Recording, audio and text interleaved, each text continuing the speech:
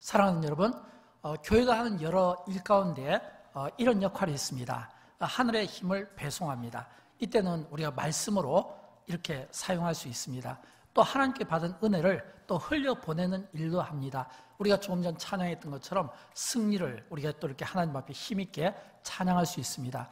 또 하나님께서 새 일을 행하실 것을 믿기 때문입니다. 그래서 교회는 하는 일 가운데 하나님의 말씀을 배송하고 또 받은 은혜를 또 찬양으로 또 전도로 흘려보내기도 하고, 또 무엇보다 하나님께서 행하실 일에 대한 이런 믿음을 우리가 가졌으면 좋겠어요. 특별히 영광교회가 코로나 이후에 오늘 저녁 이제 구역 찬양대회를 갖게 됩니다. 무엇보다 하나님께 모든 영광을 올려드리기를 원하고, 또 많은 기대와 설레임이 있습니다. 왜냐하면 영광교회가 이웃 초청주일은 우리가 해마다 갔잖아요. 근데 이웃 초청주일은 믿지 않는 우리 사랑하는 이웃과 가족들을 또 모시고 초청하여 잔치도 하고 또 이렇게 예배도 드리면서, 이때는 주로 복음 전도 제시잖아요. 근데 이제 오늘 저녁에 하는 이 찬양대회는 코로나 이후로는 처음이거든요. 이거는 뭐냐면 우리 사랑하는 우리 각 구역원들이 서로 모여서 찬양으로 하모니를 이루고 또 하나님께 영광 올려드리고 또 교제하고, 또 무엇보다 또 영광교회 또 구역은 이러한 구역이 있습니다. 이런 특징을 가지고 있습니다. 이런 구성원이 있습니다. 이걸 소개하면서 우리 가족들끼리 서로를 소개하고 또 서로를 칭찬하고 격려하는 자리, 이게 이제 찬양대회거든요. 저는 이번 이 찬양대회를 통해서 가장 기뻐하실 분이 하나님이라고 믿습니다. 또 하나님께서 영광 받을 줄 믿습니다. 또 하나님께서 정말 이 찬양대를, 이 구역 찬양대를 너무너무 기뻐했으면 좋겠어요. 왜냐하면 하나님께서 우리를 창조하신 목적 가운데 하나가 뭐냐면 우리가 하나님을 찬송하는 백성으로 삼으시기 위함이었거든요. 우리가 조금 전 읽었던 이사야 43장 21절 말씀이 바로 이 말씀이잖아요. 이 백성은 내가 나를 위하여 지었나니, 내가 나를 위하여 지었나니 나를 찬송하게 하려 함이니라 그랬거든요. 하나님을 찬송하는 백성으로 우리가 지음받았다라고 하는 겁니다. 이런 이 정체성을 가지고 우리의 매 순간순간 우리의 호흡이 닿는 그날까지 하나님을 찬양하고 하나님을 높여드리는 이런 귀한 우리 사랑하는 성도님들이 다 되시기를 주님의 이름으로 축원드립니다. 사랑하는 여러분, 찬양과 관련된 이야기를 좀 나누고 싶습니다. 먼저 우리가 찬양하는 사람인가 라고 하는 것을 한번 스스로에게 질문해 보시겠습니까? 나는 찬양하는 사람인가? 나는 찬송하는 사람인가? 왜냐하면 이 찬양은 다 되는 게 아니에요. 다 되는 게 아니에요. 왜냐하면 우리가 여기에 함께 예배를 드리지만, 그러나 예배드리는 우리의 마음의 태도가 다 같을 수는 없거든요. 똑같이 예배를 드려도 마음에 쓴 마음을 가지고 예배드리는 분이 있고, 또는 어떤 의무적으로 예배드리는 분이 있는가 하면 우리 마음이 하나님을 기뻐하고, 그래서 영광 가운데 하나님 앞에 우리의 예배가 온전히 산 제사처럼 올려드리기를 원하는 이런 마음으로 예배를 드리는 분도 있습니다. 찬양도 마찬가지 같아요. 저는 행복한 사람과 불행한 사람의 그 차이를 저는 이 찬양으로 이렇게 구분할 수 있다고 생각합니다. 왜냐하면 인생이 행복한 사람은요, 자연스럽게 찬송이 나오게 되어 있습니다. 우리가 아이들을 보면 아이들이 막 이렇게 흥얼흥얼 노래를 부르잖아요. 이 아이들이 노래할 때 보면 이 노래가 자연스럽지 않습니까?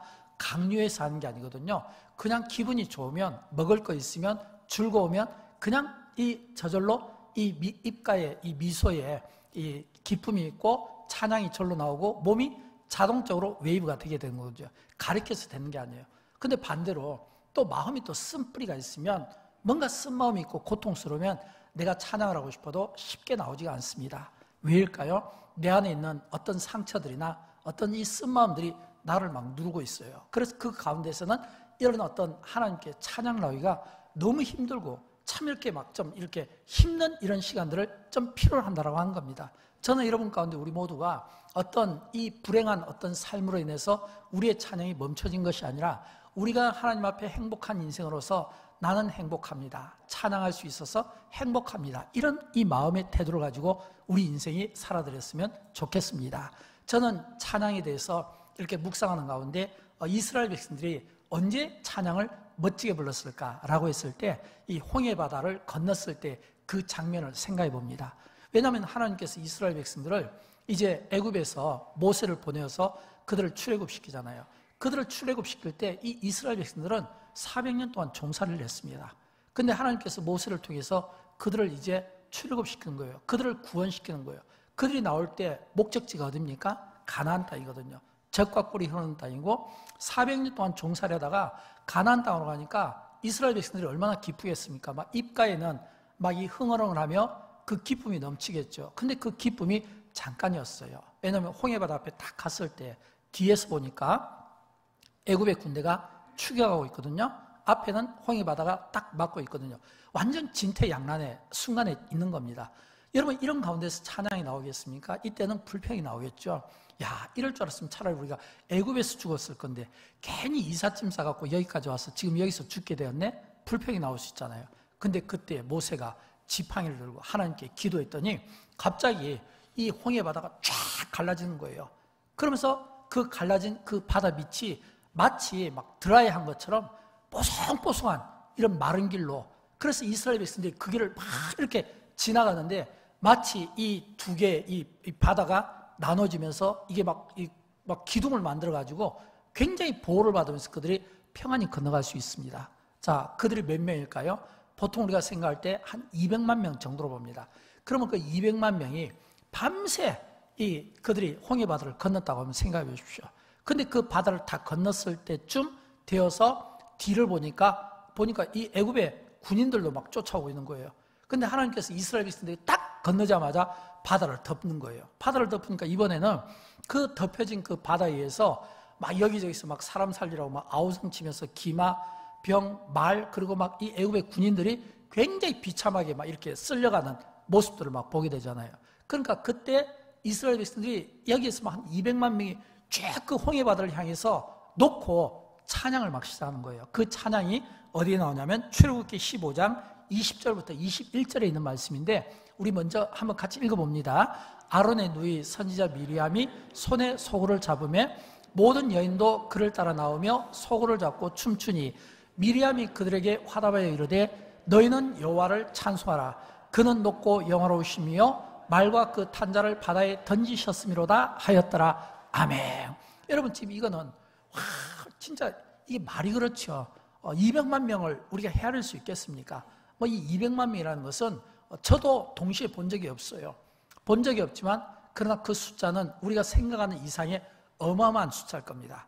그 많은 숫자가 홍해바다에 지금 말과 그 탄자와 그 바다 속에 막 던져진 그 막 모습들을 보면서 지금 그들이 이 미리암이 먼저 선창을 했겠죠. 여인들과 함께 여호와를 찬양하라 라고 하니까 너희는 여호와를 찬양하라 라고 하니까 이 여호와를 찬양하는 이 소리가 막 여기저기서 나면서 그 노래가 어떤 노래인지는 모르지만 그러나 그 노래는 우리가 생각할 때 굉장히 웅장하고 굉장히 멋진 영광의 하나님께, 승리를 주신 하나님께, 오늘 여기 우리 할렐루야 찬양대 보니까 계속 승리. 그래서 야, 오늘따라 승리다는 거 굉장히 많이 나오는데 이게 오늘 찬양대에서 이기기 위해서, 승리하기 위해서 이런 마음인가? 굉장히 이 승리가 막 강하게 막 어필이 되면서 막 힘을 주더라고요.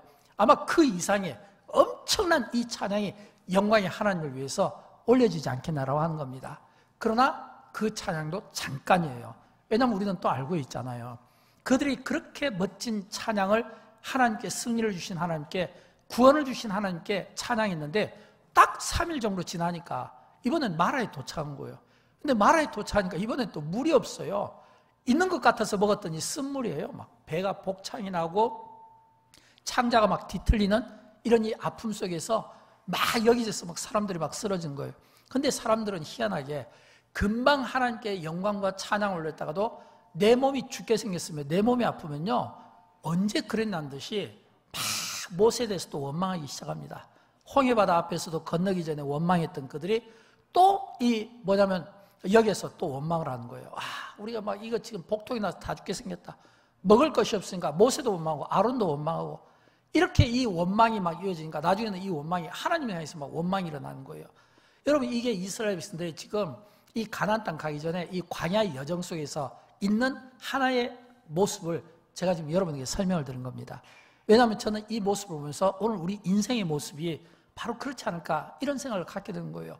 우리가 행복하면 노래하고 또 우리가 불행하면 또 우리가 닫고 또 우리가 기분 좋으면 흥얼흥얼 하다가 또 우리가 좀 불편하면 또 우리 마음에 또 이 쓴마음 때문에 이 또 찬양이 딱 멈춰지는 이런 인생의 사이클이 오늘 우리에게는 없을까라고 하는 겁니다. 여러분, 그러나 우리는 우리가 행복과 불행을 노래로 결정하기 이전에 저는 먼저 우리가 생각해야 될 게 있다고 생각합니다.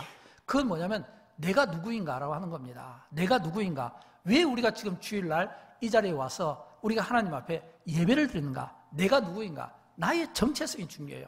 여러분, 나는 누굽니까? 나는 하나님의 자녀입니다. 나는요, 예수님의 그 피의 그 공로로 이 죄에서 건진받은 자입니다. 이 홍해바다에서 이스라엘 백성들이 건진받은 것처럼 우리가 죄 가운데서 건져받았고 제사함 가운데 건져받았고 우리가 뭐냐면 하나님의 자녀예요. 구원받은 하나님의 자녀예요. 그러니까 우리가 하나님 앞에 예배드릴 때 먼저 우리의 이 관점, 마음의 태도는 뭐냐면 내가 구원받은 하나님의 자녀고 내가 하나님 앞에 예배드리는 건 나의 이 구원을 주신 하나님께 감사와 영광을 올려드리는 것이고 찬송도 마찬가지예요. 나를 구원해 주신 하나님, 나를 죄 가운데서 건져주신 하나님, 그 은혜가 감사해요. 내가 어떤 행복과 불행의 어떤 이런 인생의 사이클과 관계없이 내가 하나님, 나의 구원의 하나님을 내가 찬양하는 이런 이 마음의 태도가 중요하다라고 하는 것입니다. 사랑하는 여러분, 하나님께서 이스라엘 백성들을 이 광야에서 40년 동안 그들을 변화시켰습니다. 왜 그들에게 40년이 필요했을까요? 그들에게 40년이 필요했던 것은 하나님께서 그들을 변화시키는 목적은 하나님, 우리가 배가 고픕니다. 그래서 먹을 것을 주고 물이 없어요. 마실 것을 주고 그렇게 해서 사람은 변하지 않습니다. 그렇게 해서 변하지 않아요. 마치 그냥 어린아이처럼 이거 주스에서 줬더니 저거 주스에서 줬더니 그렇게는 변하지 않습니다. 환경도 마찬가지예요. 하나님 나에게 어떤 좋은 환경을 만들어주세요. 사람이 환경이 좋아지면 좋아질수록 더 불평이 많아진다는 거 아십니까? 차라리 아예 없으면 불평도 안 나와요. 왜냐하면 없는 가운데서 적은 것으로 감사할 줄 알으니까요. 근데 사람은 소유가 많아지면 감사보다는 불평이 더 많아지고 뭔가 환경이 좋아지면 더 불평이 많아지고 왜냐하면 갖지 못하고 더 누리지 못하는 이런 욕구불만 때문에 오히려 인간은 더 불평이 많아지는 겁니다. 그러니까 하나님께서 이스라엘 백성들을 광야에 두신 것은 이 광야를 통해서 너희가 먹을 것이 없다고 하면 내가 먹을 거 주고 너희가 입을 것이 없다면 입을 거 주고 너희가 마실 물이 없다고 하면 마실 물 주고 그래서 내가 환경을 개선시켜줘서 그래서 너희가 변하는 것이 아니라 내가 보고 싶은 것은 마음의 태도라는 겁니다. 환경과 관계없이 목적은 가나안 땅이지만 그러나 그들에서 주어진 삶의 현장은 광야고 이 광야는 우리에게 많은 불평과 많은 우리에게 어려움과 시련과 원망과 뭔가 인생의 부딪힘을 우리에게 주는 거예요. 그런 그 가운데서도 하나님이 우리에게 보고 싶어하는 건 그 가운데서 상황과 환경을 보지 말고 너가 구원받은 하나님의 자녀라고 하는 사실, 죄에서 건진받은 하나님의 자녀라고 하는 사실, 너는 하나님의 자녀고 너의 길을 여기까지 인도하신 분이 하나님이시라면 가나안 땅까지 또한 그 길을 인도하실 분이 하나님이시라는 것을 믿는 믿음으로 환경과 상황을 보는 것이 아니라 꾸준히 내가 하나님 앞에 찬양하며 나아갈 수 있는 그런 마음의 태도 있잖아요. 이 마음이 중요한 거예요. 그래서 성경은 우리에게 마음을 강조하고 있습니다. 무릇 지킬 만한 것보다 더욱 내 마음을 지키라. 생명의 근원이 마음에서부터 나온다는 것입니다. 사랑하는 여러분, 저는 우리가 하나님 앞에 예배드릴 때 무엇보다 우리의 마음의 태도가 하나님께 집중되기를 원하고 정말 하나님 오실 때 우리 마음이 진실하며 우리 마음이 어린아이같이 때묻지 않은 이런 순수한 이 마음을 가지고 하나님을 찬양하는 가운데 하나님께서 우리의 찬양을 영광스럽게 받아주시는 그 은혜가 오늘 예배 가운데 찬양 가운데 있게 되기를 주님의 이름으로 축원드립니다. 이런 마음의 태도가 우리에게 너무너무 중요합니다. 여러분, 우리가 성경을 보면 찬양에 대한 많은 이야기가 나와요. 특별히 찬양이 얼마나 힘이 있는가, 찬양이 얼마나 위대한가 라고 했을 때 제가 몇 가지 좀 신뢰를 좀 들고 싶어요. 먼저 우리가 찬양하면 우리가 빼놓을 수 없는 게 이 다윗의 찬양을 빼놓을 수 없습니다. 왜냐하면 우리가 시편을 보면 이 시편은 거의 대부분이 다윗의 시로 되어 있고 다윗은 거기에서 전부 다 하나같이 자기 영혼에게 찬양을 명령하고 또 찬양하면서 기뻐하는 인생을 다윗이 살았거든요. 그 대표적으로 시편 103편 1, 2절과 시편 108편 1, 2절 말씀을 우리 같이 한번 이어서 읽어보도록 할까요? 내 영혼아 여호와를 송축하라. 내 속에 있는 것들아 다 그의 거룩한 이름을 송축하라. 내 영혼아 여호와를 송축하며 그의 모든 은택을 잊지 말지어다. 하나님이여 내 마음을 정하였사오니 내가 노래하며 나의 마음을 다하여 찬양하리로다. 비파야 수금아 깰지어다 내가 새벽을 깨우리로다. 아멘. 사랑하는 여러분, 지금 이 말씀은 다윗이 자기 영혼을 향해서 선포하는 겁니다. 내 영혼아 여호와를 송축하라. 내 영혼아 여호와를 송축하라. 그 거룩한 이름을 송축하라. 내 영혼을 송축하라. 이 이야기는 자기가 자기 영혼에게 명령하는 거예요. 여호와를 송축하라. 또 시편 108편에서는 비파야 수금아 깰지어라 내가 새벽을 깨우리로다 라고 했거든요. 근데 여러분, 우리가 다윗의 삶을 알고 있지 않습니까? 다윗이 어떤 삶입니까? 여러분, 다윗의 삶은요, 그가 어렸을 때부터 고난의 삶이었습니다. 다윗은 소년 가장이 아니에요. 그럼에도 불구하고 소년 가장 이상으로 그는 어렸을 때부터 집안에 있는 모든 허드렛 일은 다윗의 몫이었어요. 그가 골리앗을 이겼지만 그때부터 사울 왕의 미움을 받아서 왕이 될 때까지 쫓겨다닌 인생이었어요. 왕이 된 이후에는 좀 여유가 있나 싶었더니 복잡한 가정사로 인해서 또 그 인생이 굉장히 힘든 시간들을 보내었습니다. 믿었던 사람에 대해서 배신과 또 이 교만 때문에 얼마나 많은 사람들이 또 죽어나갔습니까? 그러니까 사실은 다윗은 굉장히 그 인생이 어렸을 때부터 그가 노년에 이르기까지 평탄한 삶이 아니에요. 그래서 성경은 많은 경우 다윗의 삶을 주목하게 합니다. 왜요? 평탄한 삶이 아닌데 그럼에도 불구하고 그가 지금 자기 영혼을 향해서 선포하는 거예요. 내 영혼아 여호와를 송축하라. 나는 새벽을 깨울 것이다. 이 이야기는 비록 그의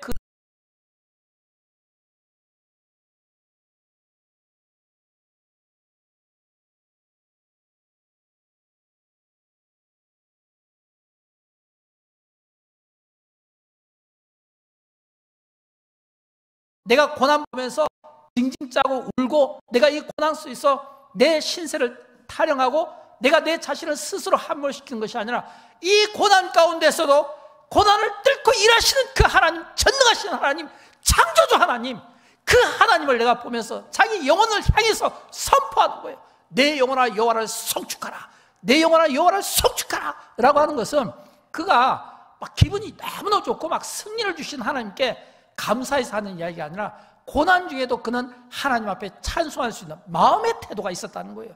여러분, 우리가 똑같이 찬양을 부르더라도 이 찬양, 물론 찬양한 사람의 이유가 있겠죠. 그러나 그 이유를 뛰어넘어서 찬양한 자의 마음의 태도, 예배하는 자의 마음의 태도, 기도한 자의 마음의 태도, 그 마음, 그 중심을 하나님께서 보심으로 그 중심 앞에 우리의 마음이 온전히 하나님 보실 때 우리의 중심이 정말 찬양하거나 기도하거나 예배할 때 중심이 정말 하나님이 기뻐 받으시는 이런 중심으로 우리의 찬양과 예배가 드려질 수 있기를 주님의 이름으로 축원드립니다. 그럴 때 모든 역사는 일어나지 않겠습니까? 그렇죠? 그 다음에 두 번째는 이번에는 이 신약 시대로 와서 이 초대교회 성도들의 삶에서 찬양의 힘을 좀 볼 수 있어야 돼요. 우리가 이 초대교회 하면 사도행전 2장을 떠올리게 되잖아요. 자, 우리 사도행전 2장 46절과 47절 말씀을 같이 읽어봅니다. 날마다 마음을 같이하여 성전에 모이기를 힘쓰고 집에서 떡을 떼며 기쁨과 순전한 마음으로 음식을 먹고 하나님을 찬미하며. 아멘. 여러분, 우리가 초대교회를 이야기할 때 이 초대교회 성도들에게 가장 아름다운 모습입니다. 날마다 마음을 같이하여 성전에 모이기를 힘쓰고 집에서 떡을 떼며 기쁨과 순전한 마음으로 음식을 먹고 하나님을 찬미하며 그랬거든요. 날마다 예배하고 찬양하고. 근데 사실은 이 본문의 배경을 잠깐 보면 지금 이 초대교회 성도들이 날마다 마음을 같이하여 기쁨과 순전한 마음으로 하나님께 예배하고 찬미했다고 했을 때 그들이 너무 좋은 환경에서 그랬을까요? 절대 그렇지가 않습니다. 절대 그렇지가 않아요. 여러분, 이 본문의 이 배경은 1세기 로마 시대 때입니다. 이 1세기 로마 시대 때 얼마나 많은 이스라엘 백성들이 고난을 받았습니까? 로마의 압제 속에서 신앙이 박탈당하고 오히려 그들이 예수님을 믿기 때문에 삶의 터전에서 쫓겨나기도 하고 붙잡히면 십자가, 교수형을 당하기도 하고 참수를 당하기도 하고 때로는 막 이 짐승들 원형 경기장에 가서 짐승들의 밥이 되기도 하고 비참한 시간들을 보냈거든요. 매우 오랜 시간 동안 그들이 신앙생활을 한다는 그 한 가지 이유 때문에 예수를 믿기 때문에 예수를 믿는 그 대가 지불이 너무너무 컸습니다. 우리가 많은 경우 우리의 신앙과 우리 믿음을 자랑하지만 여러분, 정직하게 이야기하면 저를 포함해서 우리 모두가 신앙이 좋은지 아직은 몰라요. 왜냐하면 우리는 우리의 믿음과 우리 신앙을 증명할 만한 어떤 그런 테스트를 별로 받아보지를 못했잖아요. 이 가운데 예수 믿으면서 고난받습니까? 예수 믿으면서 뺨을 맞나요? 예수 믿으면서 직장이나 일터에서 쫓겨나나요? 예를 들어서 우리가 만약 여기 북쪽에 있는 북한교회를 만약 이야기하면 이 북한교회 성도들이 자기 신앙을 지키기 위해서 그분들이 신앙생활을 한다는 것은 어떤 의미겠습니까? 목숨 걸고 하는 거예요. 붙잡히면 그들은 탄광에 가서 죽을 때까지 고역을 치러야 되는 겁니다. 그럼에도 불구하고 땅속에 숨거나 동굴에 숨거나 아니면 집에서 이불을 뒤집어 쓰고 조그마한 이런 라디오에다 주파수를 맞춰서 기독교 방송을 듣거나 아니면 여기 어떤 우리가 갖다 준 이런 성경책을 뭐 우리처럼 이렇게 좋은 가죽 성경이 아니잖아요. 포켓 성경이나 아니면 찢어져서 이렇게 분리해서 그걸 가지고 그 하나님의 말씀을 듣고 무릎 꿇고 기도하고 그 추운데 기도하고 그 무더운데 그 동굴 속에 들어가서 기도하는 그런 그 신앙의 테스트를 우리는 받아본 적이 없다 이거예요. 그러니까 사실은 내가 믿음이 좋은지 안 좋은지 아직은 내가 몰라요. 왜냐하면 나의 믿음이 어떤 큰 시련이나 연단 앞에서 고난 앞에서 증명받기 전까지는 내가 진짜 믿음이 좋은 줄 알 수가 없어요. 왜 우리가 초대교회를 주목합니까? 왜 초대교회가 오늘 우리에게 모델이 됩니까? 그들은 로마의 압제에서 무단히 고난과 고통 속에 있지만 그럼에도 불구하고 그들은 어떤 신앙을 가지고 있었나? 날마다예요. 날마다. 그래서 그들이 예배하고 기도하고 하나님을 찬미했다는 것은 이거는 마치 목숨 건 행동이라는 겁니다. 그러면서 그들의 그 신앙을 지켜냈다는 거예요. 그래서 그 신앙이 돋보이는 겁니다. 여러분, 그러면 그들은 어떻게 그런 신앙이 가능했을까요? 저는 그 신앙이 가능했던 게 그들에게 임한 성령의 충만함 때문이라고 생각합니다. 왜냐하면 이 초대교회가 그렇게 날마다 모여서 하나님을 찬미하고 예배드리기 앞서 사도행전 2장 초반에 보면 나오잖아요. 마가의 다락방에서 어떤 일이 납니까? 성령이 막 임하니까 그 성령의 그 충만함을 가지고 그래서 이 에베소서 5장 18절과 19절을 보면 그 성령 충만함을 가진 자들이 하나같이 고백이 있었거든요. 그 중에 한 대표적인 본문인데 우리 같이 읽어보도록 합니다. 술 취하지 말라. 이는 방탕한 것이니 오직 성령으로 충만함을 받으라. 시와 찬송과 신령한 노래들로 서로 화답하며 너희의 마음으로 주께 노래하며 찬송하며. 아멘. 여러분, 이 말씀은요, 이 초대교회 성도들이 그들이 날마다 모여 하나님께 예배하고 기도하고 찬송했던 것은 성령 충만의 결과라는 것을 우리가 볼 수 있어야 되고, 그 성령 충만함 때문에 그들은 날마다 모이면 시와 찬송과 신령한 노래들로 서로 화답하며 너희의 마음으로 주께 노래하며 찬송하며, 찬송하고 노래하고 그리고 하나님 앞에 예배했던 게 성령 충만의 결과라는 겁니다. 저는 여러분, 우리가 똑같이 하나님 앞에 예배를 드려도 이런 성령 충만의 이 결과로 우리가 하나님 앞에 예배를 드렸으면 좋겠습니다. 우리가 하나님 앞에 예배 드릴 때 영과 진리로, 성령 충만함으로, 기도도 영과 진리로, 성령 충만함으로, 우리가 하나님 앞에 찬양하더라도 예배로, 믿음으로, 영과 진리로, 성령 충만함으로 똑같은 예배를 드리더라도요, 성령 없이, 인도함 없이 예배 드리는 것과 찬양하는 것과 내가 성령으로 충만하고 성령의 임재 속에서, 성령님의 인도 속에서 내가 그 충만함을 가지고 내가 기도하고 찬송하는 것과 차이가 있지 않겠습니까? 저는 여러분, 우리 모두가 이런 성령 충만함을 통해서 진짜 우리의 찬송이 우리의 삶을 기적으로 만들고, 진짜 우리의 예배가 이런 성령 충만함을 통해서 우리의 삶의 기적으로 만드는 인생의 터닝 포인트가 일어났으면 좋겠어요. 실제로 그런 사람들이 많잖아요. 대표적으로 우리는 바울과 실라를 떠올려 볼 수 있잖아요. 여러분, 이 바울과 실라가 그가 빌립보 지역에 그가 이제 전도 여행을 하잖아요. 이 빌립보 지역은 사실은 이 바울과 실라가 원래 목표했던 데가 아닙니다. 목표했던 데가 아니에요. 근데 그날 밤 환상 가운데 마게도냐 사람이 막 우리를 도우라고 막 이렇게 환상 가운데 바울을 이끄는 거예요. 그 성령님의 그 인도하심 속에 그 이 빌립보 지역은 그들 문화에서는 유럽 땅입니다. 유럽의 첫 관문이에요. 근데 그 유럽 관문에 딱 갔는데 그들이 어디에 갔습니까? 감옥에 갇혔잖아요. 한 어린 점치는 아이를 이렇게 예수의 이름으로 고쳐주고 그 점치는 아이 때문에 이익을 보던 자들이 기분 나빠서 이 감옥에 넣었잖아요. 밤새도록. 왜냐하면 바울과 이 실라가 맞고 온몸이 피멍이 들고 몸은 갇혀 있는데, 근데 거기에서 그들이 한 게 뭐예요? 하나님께 찬송하고 기도한 거예요. 놀라운 것은 그들이 찬송하고 기도할 때 그게 유럽 기독교 음악회라는 사실입니다. 무반주죠. 두 사람이죠. 그러나 회중은 누가 있어요? 간수와 제수들이었죠. 그래서 간수가 그 바울이 찬송하고 기도하는 것을 보고 감동을 받아서 예수를 믿게 되잖아요.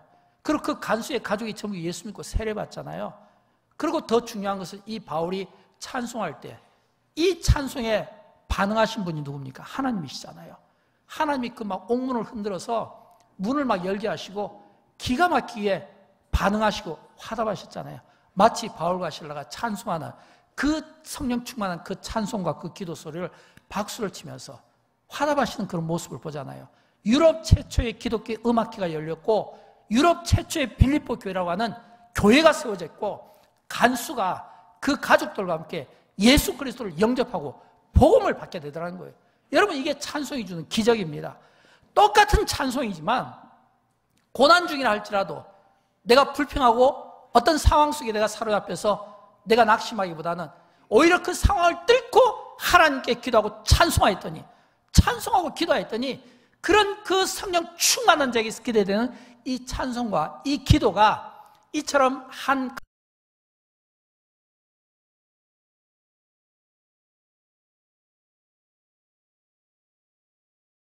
영광기가 찬양할 때 이런 놀라운 찬양 이런 놀라운 기적과 역사가 우리의 삶 가운데 참여한 분들 가운데 은혜가 필요하고 역사가 필요하고 응답이 필요한 분들에게 그런 믿음의 응답들이 나타나기를 주님의 이름으로 축원드립니다. 우리가 그런 마음으로 찬양을 했으면 좋겠어요. 제가 선교지를 가게 되면 이 선교지에서 참 찬양에 대해서 많은 은혜를 입습니다. 왜냐하면 사실은 제가 뭐 이렇게 언어가 안 되잖아요. 제가 뭐 아프리카 가나 또는 동남아에 가면 그 언어를 모르잖아요. 언어를 모르지만 그러나 이 찬양은 언어와 관계없이 뭔가 이렇게 영적으로 통하는 게 있잖아요. 예를 들어서 제가 설교할 때는 뭐 이렇게 몇 번씩 통역을 하고 또 이렇게 막 이게 전달을 해야 되기 때문에 이 전하는데 좀 힘들고 막 있어요. 근데 찬양은 통역이 없잖아요. 저는 지금까지 그 어디에 세계 선교지를 다녀도 찬양을 뭐 이렇게 통역하고 번역한 걸 제가 본 적이 없어요. 그냥 영감으로 알아듣는 거예요. 그냥 영적으로만 알아듣는 거예요. 근데 우리가 이게 아프리카 같은 데 가면 이 보면 굉장히 열악하잖아요. 우리처럼 이렇게 예배 드릴 때 시간을 정해놓고 세대가 정해져 있고 이런 식으로 어떤 격식이 갖춰져 있는 예배가 아닙니다. 그냥 그들은 그냥 아침에 일어나면 그냥 알아서들 막 와요. 뭐 어른아이부터 어른까지 막 영광교회처럼 막 교회학교가 있고 주일학교, 유치부, 중고등부, 청년회 이런 순서가 없어요. 그냥 어린아이부터 노년애들까지 남녀노소가 그냥 와서 그냥 찬양하기 시작하면 이 찬양이 막 어떤 경우는 막 1시간도 가고 막 1시간 이상도 가는 거예요. 제가 설교를 이렇게 딱 준비하고 있다 보면 그런 생각이 들어요. 이러다 내 순서 없이 그냥 끝나는 거 아니야? 아무런 격식 없이 악기가 있는 것도 아니에요. 그냥 풍금 하나 놓고 그냥 뭐 북 같은 거 놓고 이렇게 막 찬양을 하는데 근데 굉장히 힘이 있어요. 굉장히 힘이 있어요. 그래서 제가 목사니까 하나님이 저에게 주신 목사의 영감, 이 영감을 가지고 제가 이렇게 딱 보면 굉장히 힘이 있어요. 그리고 무엇보다 그분들의 찬양하는 분들의 표정이 너무 밝아요. 여러분, 그들이 부자입니까? 부유하나요? 풍부하나요? 그들이 갖춰 있는 게 맞나요? 어떤 의미로 보면 우리가 볼 때는 모든 게 부족한 거예요. 근데 모든 게 부족해요. 막 경제적으로도 부족하고 의학적으로도 부족하고 물자적으로도 부족하고 삶, 그들의 집, 차 이런 게 아니잖아요. 모든 게 부족한데 그럼에도 불구하고 무엇이 그들 아이가 그처럼 이렇게 열광하게 만들까? 그처럼 기쁘게 만들까? 무엇이 그들 아이가 그런 열정을 갖게 만들까?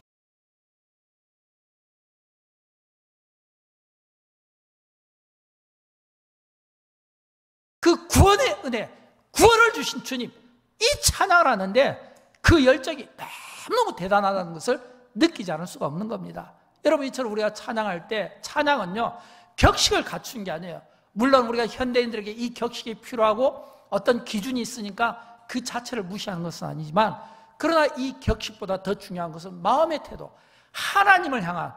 그러니까 다윗이 춤추다가 자기 옷이 막 벗겨진 것도 모르고 그가 막 벗겨 앞에서 춤을 출 때 그 부인은 막 이 다윗을 갖다 비웃고 조롱했지만 그러나 결과적으로는 하나님께서 그 다윗의 그 춤을 기쁜 마음으로 받아주셨잖아요. 왜요? 어린아이와 같은 순수한 때묻지 않은 그런 그 마음으로 그가 하나님을 향하여 찬양했기 때문이에요. 여러분, 우리가 하나님 앞에 찬양할 때, 저는 이 밤에 찬양할 때 찬양하는 우리의 모든 마음이 그랬으면 좋겠어요. 하나님이 너무 좋아서, 우리의 구원자이신 예수님이 너무 좋아서, 예수님 때문에 우리의 죄가 구원받게 되고 우리가 죄 가운데서 건짐받게 되고 그래서 하나님의 시민권을 얻게 되고 하나님의 자녀가 되고 구원받은 백성이 되고 이 구원, 이 은혜가 너무너무 좋고 감격해서 그 감격과 그 은혜로 우리가 하나님 앞에 찬양하는 백성들이 되기를 주님의 이름으로 축원드립니다. 이런 은혜가 있었으면 좋겠어요. 네 번째는 마음이 낙심되고 그리고 불안할 때도 하나님께 소망을 두고 저는 여러분이 찬송을 했으면 좋겠습니다. 왜일까요? 시편 42편 5절을 보면 이런 말씀이 나오는데 우리 같이 읽어봅니다. 내 영혼아 내가 어찌하여 낙심하며 내 속에서 불안해하는가. 너는 하나님께 소망을 두라. 그가 나타나 도우심으로 말미암아 내가 여전히 찬송하리로다. 아멘. 사랑하는 여러분, 우리가 많은 경우 우리의 찬송이 멈춰지고 우리의 마음이 닫혀지는 것은 우리가 상황을 보니까 그렇습니다. 낙심하고 불안하는 이유는 어디에 있을까요? 사람을 보니까 그래요. 환경을 보니까 그래요. 우리가 사람 때문에 낙심하는 거예요. 환경 때문에 낙심하는 거예요. 일 때문에 낙심하는 거예요. 처지 때문에 낙심하는 거예요. 불안도 마찬가지예요. 근데 예수님 시편에서 우리에게 도전하는 것은 너는 하나님께 소망을 두라. 이 이야기는 우리에게 낙심이나 불안이 없어서 그럴까요? 아닙니다. 낙심과 불안이 있지만 낙심과 불안을 보지 말고 하나님을 보라는 겁니다. 항상 성경은 우리에게 강조하는 게 하나님께 우리의 시선을 맞추라는 거예요. 그러나 우리는 인간인지라 하나님께 시선을 맞춘다는 것은 약속의 땅 가나안에 가 있는 거예요. 근데 내가 서 있는 곳은 광야예요. 근데 이 광야는 자꾸 나에게 근심을 줘요. 이 광야는 자꾸 나를 불안하게 만들어요. 이 광야는 자꾸 내일에 대해 염려하게 만들어요. 그래서 우리는 광야에 서 있고 광야에 서 있는 나는 낙심하고 불안할 수밖에 없는 거예요.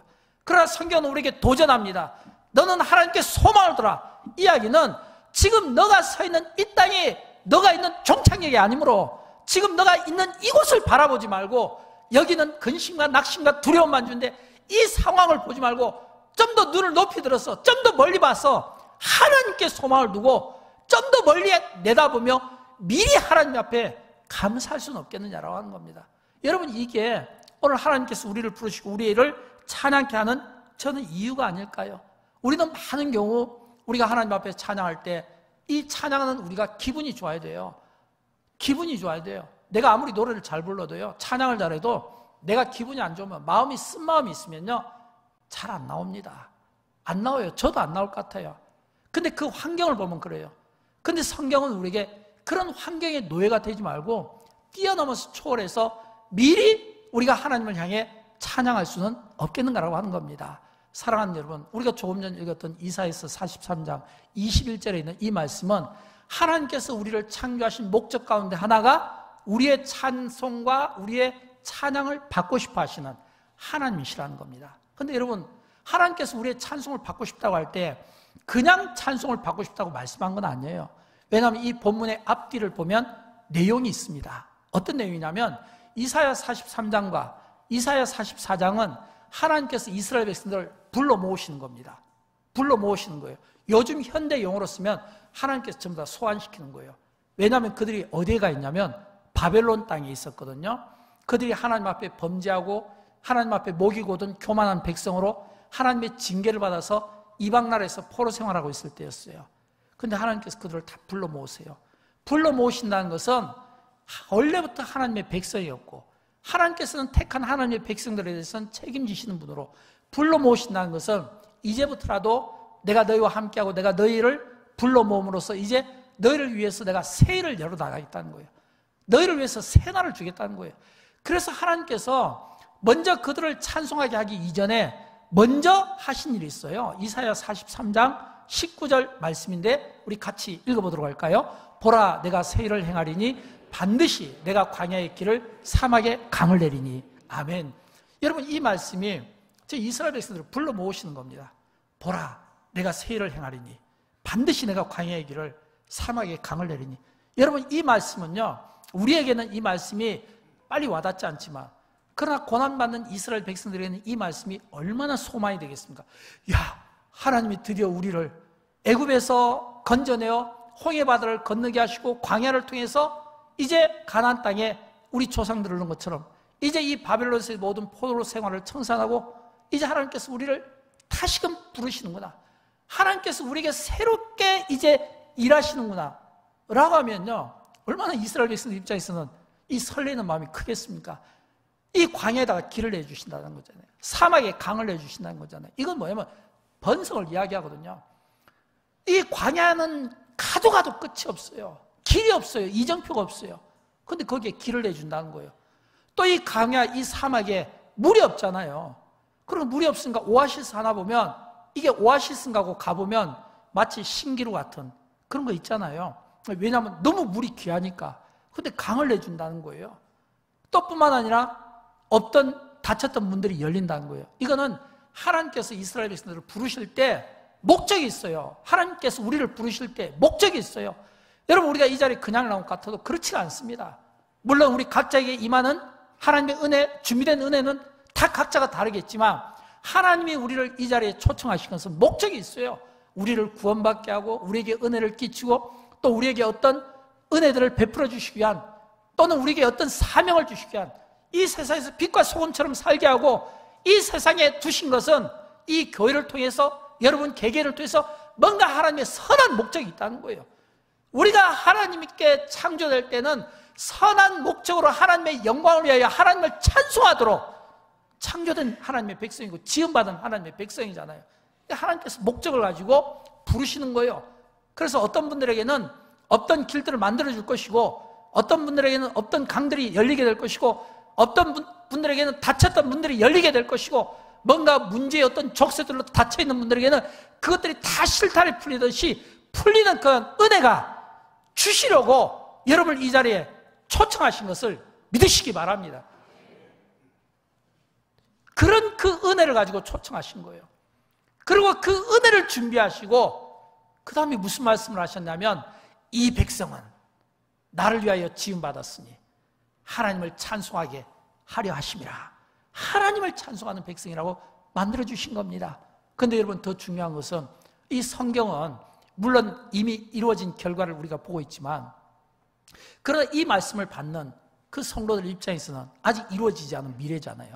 근데 하나님을 찬송하게 하면서 그 다음에 이사야 44장에 보면 이렇게 결론을 내립니다.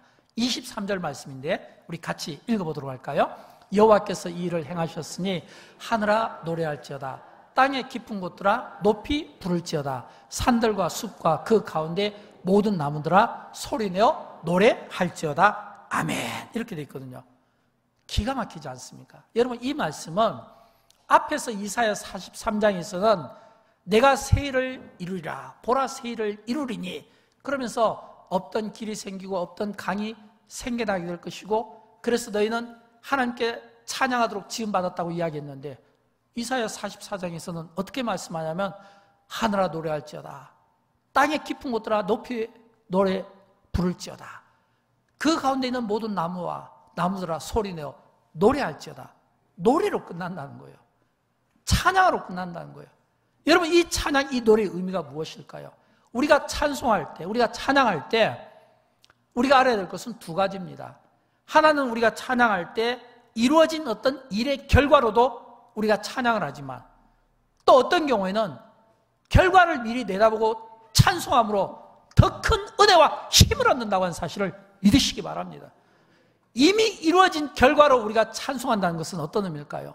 나를 구원해 주신 그 구원에 대한 은혜의 감사, 내가 여기까지 오게 된 것에 대한 감사, 이제 곧 또 맥주 감사주일이 있을 텐데 또 우리가 6개월 동안 또 지낸 것에 대한 어떤 감사, 그래서 우리가 찬송하고 감사할 때 어떤 이루어진 일의 결과로도 하지만 그러나 많은 경우는 아직 이루어지지 않았지만 그러나 이루어질 것을 믿고 그 결과를 내다보고 찬송하였더니 진짜 이 할렐루야 찬양대에서 승리를 주신 것처럼 진짜 기가 막힌 이 구원의 승리가 주어진다는 거예요.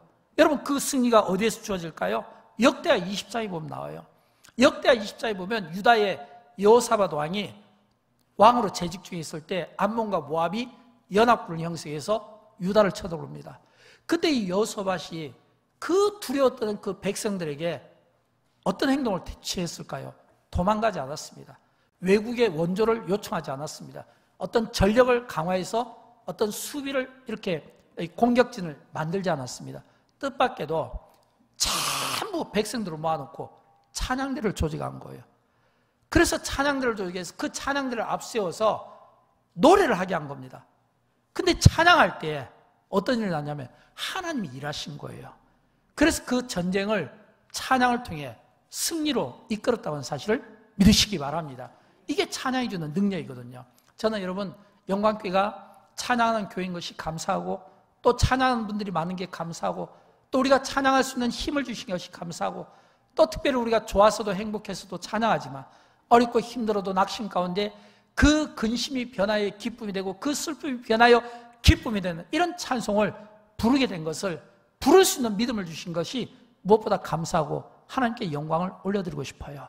그러나 또 우리가 이런 영광께 이런 찬양대를 통해서 다시 한번 교회의 하나됨과 구역의 하나됨과 성도의 하나됨을 통해서 우리가 찬양하는 그 목적이에요.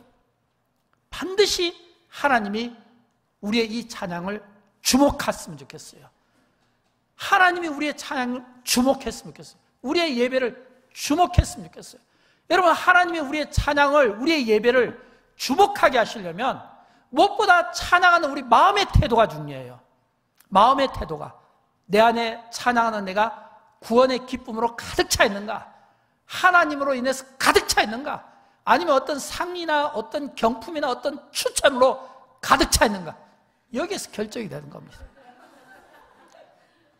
이번에 보니까 막 너무 경품을 많이 준비해 주셨더라고요. 막 호텔 숙박권도 있고, 막 참기름도 있고, 여러 가지 상품권도 있고, 보니까 그 액수가 만만치 않더라고요. 보니까 모든 분들이 다 이렇게 경품을 받아갈 수 있을 정도에. 그래서 어떤 분은 놓고 이걸 진짜 받고 싶어요 라고 하는 분들도 봤어요. 근데 우리가 그런 마음으로 찬양하는 것보다는 그냥 하나님 자체로 찬양했으면, 진짜 예수님 때문에, 예수님이 진짜 나의 구원자이기 때문에, 우리 예전에 막 이런 노래 많이 불렀잖아요. 막 이게 부흥집회 같은 데 가면 막 난 예수가 좋다네 막 그러면 옆에서 막 들썩들썩 이런 찬양 많이 불렀잖아요. 예수님 때문에, 나의 구원을 주신 예수님 때문에, 그리고 그 주님 앞에 내가 영과 진리로 이런 기쁨으로 찬양하는 그 은혜가 있음으로 말미암아 그 찬양이 저와 여러분의 삶의 활력이 되고 저와 여러분의 모든 기도 제목들이 응답되고 우리의 인생에 승리를 주실 하나님께 감사하며 찬양할 수 있기를 주님의 이름으로 축원드립니다. 우리 함께 일어나실까요? 함께 찬양하도록 합니다.